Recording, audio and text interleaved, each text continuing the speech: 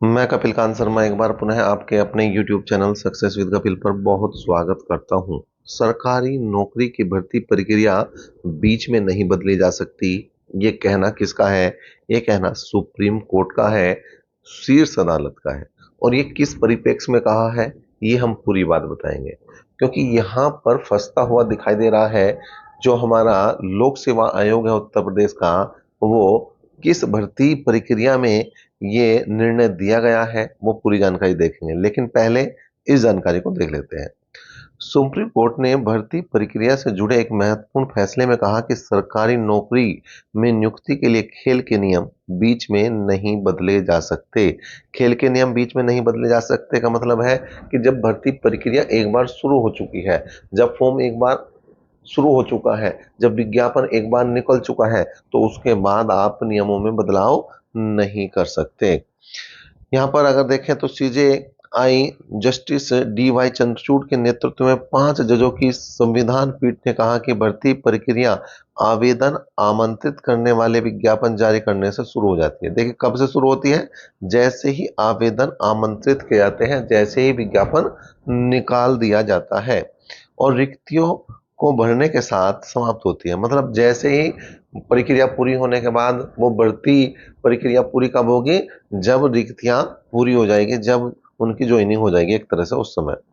पीठ में justice Harikesh Rai, justice P S. Narasimha, justice Pankaj Mittal और जस्टिस मनोज मिश्रा भी शामिल थे। पीठ ने सर्वसम्मति से कहा भर्ती प्रक्रिया के प्रारंभ में अधिसूचना चयन सूची में शामिल होने के लिए पात्रता मानदंड के बीच में नहीं बदले जा सकते जब तक कि मौजूदा नियम इसकी अनुमति न दे, या विज्ञापन जो मौजूदा नियमों के विपरीत न हो इसकी अनुमति दे।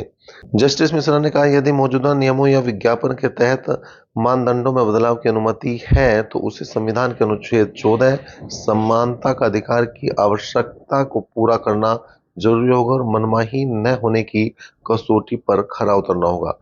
पीठ ने कहा मौजूदा नियमों के अधीन भर्ती करने वाली एजेंसी पूरी प्रक्रिया को उसके तार्किक निष्कर्ष तक पहुंचाने के लिए उचित कदम उठा सकती है, बशर्ते कि प्रक्रिया पारदर्शी और गैर भेदभावपूर्ण, गैर मनमानी हो और उसका उद्देश्य प्राप्ति के साथ तार्किक हो। उम्मीदवारों को चकित करने के लिए नियमों को नहीं बदला जा सकता। मतलब ऐसा नहीं कि उम्मीदवार जो है इससे भयभीत हो जाएं, चकित हो जाएं, उसके लिए नियम बदल रहे आप। अब यहाँ पर जो निर्णय आए हैं वो मेन 5 है।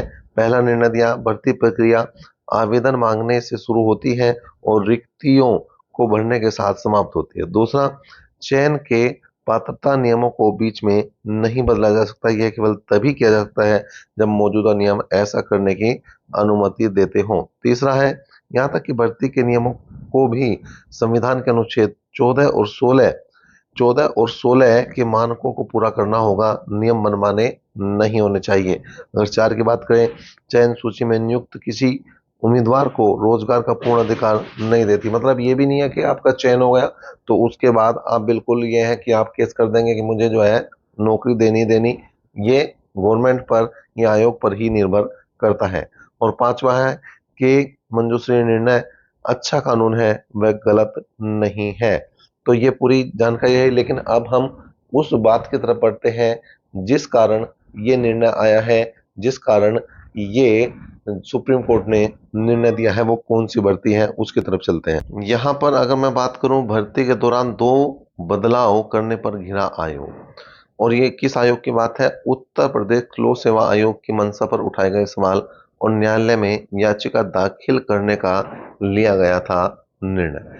अब ये 2 चीजें कौन कौन सी हैं, ये जो खबर है मैं अपने व्हाट्सएप ग्रुप पर और टेलीग्राम ग्रुप पर बिल्कुल डाल दूंगा, वहां से आप देख सकते हैं। लेकिन मेन चीज है कि इस भर्ती प्रक्रिया में कौन सी भर्ती प्रक्रिया की बात चल रही है? जो पीसीएस प्री 2024 की और जो एआरओ और आरओ की परीक्षा है 2023 की, उसमें ये बदलाव किए थे किसने? गवर्नमेंट ने और उत्तर प्रदेश लोक सेवा आयोग ने, कि भाई ये जो पेपर पहले ये नहीं बताया गया था कि कितनी पालियों में, एक से ज्यादा पालियों में होगा या नहीं होगा, और ना उस समय जब विज्ञापन निकला था ये बताया गया था कि इसमें नॉर्मलाइजेशन भी लागू होगा। लेकिन अब इन्होंने अभी 2 दिन पहले नॉर्मलाइजेशन की बात की, तो ये बिल्कुल एक तरह से नियम बदल गए हैं। इस कारण से ये चीजें रही। दूसरा, पहले जो है यहाँ पर दो सब्जेक्टों की भी बात थी। दो सब्जेक्टों की बात थी कि वे दोनों अलग अलग पेपर होंगे, लेकिन बाद में इन्होंने क्या किया, उन दोनों को एक पेपर कराने का निर्णय लिया, उनका संयुक्त पेपर कराने का निर्णय लिया। तो इस कारण से ये भर्ती प्रक्रिया जो है विवाद में आई और ये निर्णय किसका आया भैया, सुप्रीम कोर्ट का आया। तो कुल मिलाकर ये नियम दिया गया है सुप्रीम कोर्ट की तरफ से कि अगर एक बार भर्ती प्रक्रिया शुरू हो जाती है तो आप नियम नहीं बदल सकते। अब देखते हैं आयोग इस बारे में अपना क्या निर्णय लेता है और किस तरह से अब इस परीक्षा को कराता है। अभी तक के लिए इतना ही। नेक्स्ट अपडेट तक बने हैं साथ, लेकिन इसके साथ साथ आप हमें कमेंट बॉक्स में ये बिल्कुल बताएं कि क्या ये एक से ज्यादा पालियों में होना चाहिए या नहीं होना चाहिए। धन्यवाद।